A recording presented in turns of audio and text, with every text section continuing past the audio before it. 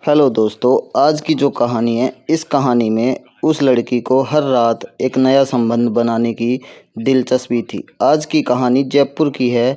जयपुर के शिवपुरी विस्तार झोटावाड़ा में रहने वाले रामेश्वर प्रसाद शर्मा सरकारी विभाग में नौकरी किया करते।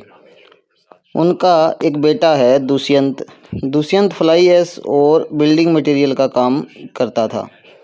करीब 3 साल पहले उसकी शादी विनीता से हुई थी। दोनों का 1.5 साल का बेटा भी है जिसका नाम कान्हा है। 2 मई की शाम करीब 6 बजे दुष्यंत घर आता है। थोड़ी देर बाद उसके मोबाइल पर एक फ़ोन आया। उसने परिवार से कहा कि ज़रूरी काम है और कार लेकर निकल गया, लेकिन देर रात तक वह घर नहीं लौटता। तब उसके पिता रामेश्वर को उसकी चिंता होनी शुरू हो जाती है।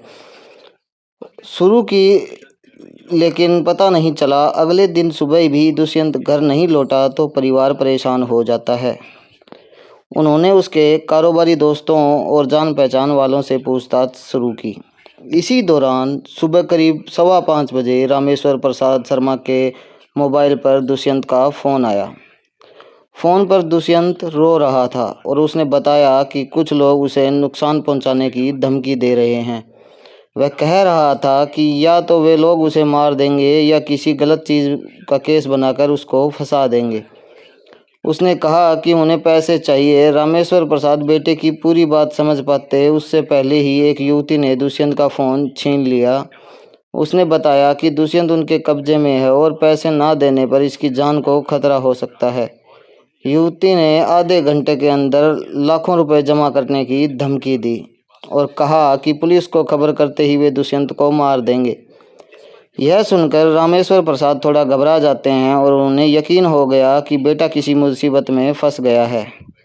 उन्होंने विनती करते हुए कहा कि उनके पास इतने पैसे नहीं हैं, वे केवल इतने लाख दे सकते हैं। इस पर युवती ने गुस्से से बुरी तरह डांटते हुए तुरंत पैसे भेजने को कहा। रामेश्वर प्रसाद ने करीब 1 घंटे के अंदर 3 लाख का इंतजाम किया और दुष्यंत के खाते में डाल दिए।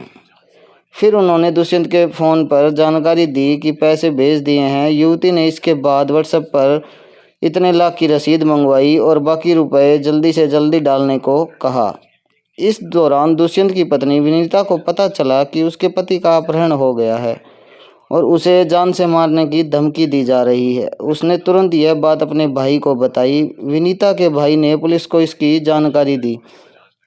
सूचना मिलने पर पुलिस उपायुक्त अशोक कुमार गुप्ता ने अपहरण की जांच के लिए एक टीम बना दी। पुलिस टीम ने दुष्यंत की तलाश शुरू कर देती है। सबसे पहले उसकी मोबाइल लोकेशन और कॉल डिटेल्स निकलवाई गई। फिर घर वालों, रिश्तेदारों, दोस्तों और करीबियों से पूछताछ की जाती है। मोबाइल की लोकेशन जयपुर के बजाज नगर अनीता कॉलोनी के पास मिलती है। इसके बाद पुलिस दोपहर करीब 12:30 बजे अनीता कॉलोनी पहुंच जाती है। दुष्यंत और उसकी कार को ढूंढती रही, लेकिन वहां कुछ पता नहीं चला। पुलिस जांच में लगी हुई थी। यह जानकारी मिल चुकी थी कि अपहरणकर्ताओं ने दुष्यंत के खाते में पैसे डलवाए हैं। इसी वजह से पुलिस दुष्यंत के बैंक खाते पर लगातार नज़र रख रही थी। तभी पता चला कि जयपुर में टोक रोड पर नेहरू उद्यान के पास स्थित एक एटीएम से एक युवती ने उसके खाते से इतने लाख रुपए निकाले हैं। जहां पुलिस टीमें दुष्यंत की तलाश कर रही थी, वहीं 3 मई की देर शाम जयपुर के आमेर थाना इलाके में दिल्ली बाईपास के पास मंदिर है, सुनसान जगह पर ट्राली वाले सूटकेस में एक युवक की लाश मिलती है। शव के सिर पर चोट के निशान थे और गले पर भी निशान दिखाई देते हैं। जिस जगह सूटकेस मिला था वहां कार के पहियों के निशान भी मिले। सूचना मिलते ही पुलिस उपायुक्त सतेंद्र सिंह मौके पर पहुंच जाते हैं। मृतक के हाथ पांव चुनरी और स्कार्फ से बंधे हुए थे। उसके टुकड़ों की जेब से कोई ऐसी चीज़ नहीं मिली जिसकी उससे पहचान हो सके। इधर पुलिस ने दुष्यंत की कॉल डिटेल के आधार पर कुछ मोबाइल नंबरों पर संपर्क किया। जांच में पता चला कि दुष्यंत ने कई लोगों से पैसे मांगे थे, लेकिन वह उन्हें लेने नहीं पहुंचा। इन्हीं नंबरों में से एक पर पुलिस की बात उसके दोस्त महेश से हुई।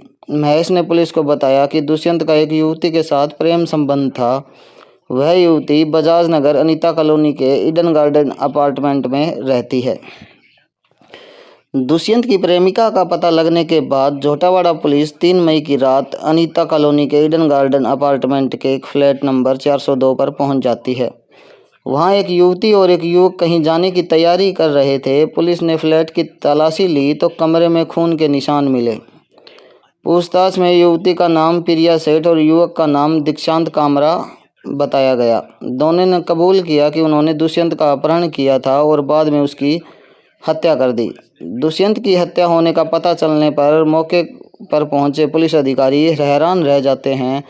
उन्होंने दुष्यंत की लाश के बारे में पूछा तो प्रिया और दीक्षांत ने बताया कि उन्होंने दुष्यंत की लाश एक ट्रॉली सूटकेस में बंद करके आमेर इलाके में फेंक दी थी। इस पर पुलिस ने दुष्यंत के परिजनों से लाश की शिनाख्त करवाई। दुष्यंत की लाश मिलने के बाद मामला बेहद संगीन हो गया था। पुलिस ने दुष्यंत के अपहरण और हत्या के मामले में प्रिया सेठ और दीक्षांत कामरा से पूछताछ के बाद एक अन्य युवक लक्ष्य को हिरासत में ले लिया। बाद में तीनों को भारतीय दंड संहिता की धारा 364A और धारा 302 के तहत गिरफ्तार कर लिया जाता है।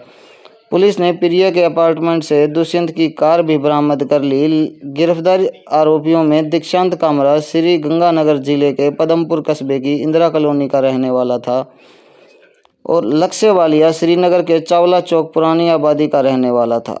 दीक्षांत कामरा मुंबई में मॉडलिंग करता और इन दिनों प्रिया सेठ के साथ जयपुर के ईडन गार्डन अपार्टमेंट में लिव इन रिलेशनशिप में रह रहा था। उसके पिता सरकारी स्कूल में हेडमास्टर हैं। लक्ष्य वालिया जयपुर के मालवीय नगर में स्थित तनिष अपार्टमेंट में रहता था। उसके पिता का निधन हो चुका है और उसकी मां सेल्स टैक्स विभाग में काम करती है। प्रिया सेठ ने करीब 1.5 महीने पहले ही दिल्ली निवासी हर्ष कुमार यादव से ईडन गार्डन अपार्टमेंट का फ्लैट नंबर 402 किराए पर लिया था। तीनों आरोपियों से की गई पूछताछ में दुष्यंत के अपहरण और हत्या की जो कहानी सामने आई वह इस तरह है। राजस्थान के पाली जिले के छोटे शहर बलाना नेहरू कॉलोनी की रहने वाली प्रिया, पिता अशोक सेठ सरकारी कॉलेज में लेक्चरर हैं। उनकी मां भी अध्यापिका रही है। प्रिया के दादा सिरोही में प्रिंसिपल और फूफा जोधपुर की यूनिवर्सिटी में प्रोफेसर हैं। प्रिया की एक बहन और एक भाई है। इंग्लिश मीडियम में प्रिया ने 10वीं कक्षा में 82 अंकों के साथ पास की थी। फिर सीनियर सेकेंडरी स्कूल में उसे 78% मिले। माता पिता प्रिया को प्रोफेसर बनाना चाहते थे, इसलिए 20 साल की उम्र में सन 2011 में उसे कॉलेज की पढ़ाई के लिए जयपुर भेज दिया जाता है। फालना से जयपुर आकर प्रिया ने मानसरोवर कॉलोनी के एक निजी कॉलेज में दाखिला लिया। इसकी आंखों में प्रोफेसर बनने के सपने थे। वह पहले रिश्तेदार के घर पर ठहरी। जल्द ही वह जयपुर महानगर की चमक दमक में खो जाती है और बिना किसी रोक टोक और बंधन के खुला जीवन जीने की सोचने लगी। प्रिया की यह खुली जिंदगी देखकर उसका प्रोफेसर बनने का सपना धीरे धीरे धुंधला होने लगा।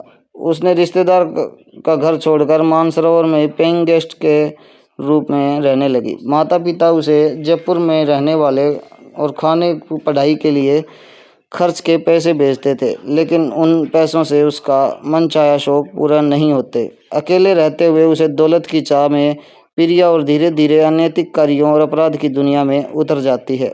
उसे पता नहीं चला कि कब वह इस राह पर चल पड़ी। इसी दौरान उसका संपर्क देह व्यापार से जुड़े गिरोह से हो गया।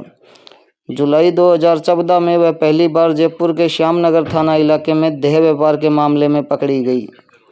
इसके सिर्फ 5 महीने बाद 30 नवंबर 2000 की रात को वह मानसरोवर इलाके के रजत पथ पर एक एटीएम तोड़ने की कोशिश करते हुए अपने साथी अनिल जहांगीर के साथ गिरफ्तार हुई थी।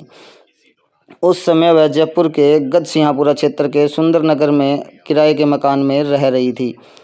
अनिल अजमेर के किशनगढ़ के पास कासिर गांव का रहने वाला था। वह जयपुर में गढ़सिंहपुरा में रहता और फर्नीचर का काम किया करता। प्रिया ने एक दिन अनिल को अपने कमरे का फर्नीचर ठीक करने के लिए बुलाया था। इसके बाद दोनों का मिलना जुलना शुरू हो जाता है। प्रिया ने अनिल को मोटा पैसा कमाने का झांसा दिया और एटीएम लूटने की योजना बनाई। योजना के अनुसार उन्हें लगा कि पहले जगह की जांच की, फिर गैस कटर और ज़रूरी औजार लेकर टैक्सी से बैंक ऑफ इंडिया के एटीएम को लूटने के इन्होंने हत्या की बात कबूल ली और इनको अदालत में पेश किया जाता है और फिर उन्हें जेल भेज दिया जाता है। तो दोस्तों, अगर आपको आज की कहानी अच्छी लगी हो तो वीडियो को लाइक और शेयर ज़रूर कर दें। धन्यवाद।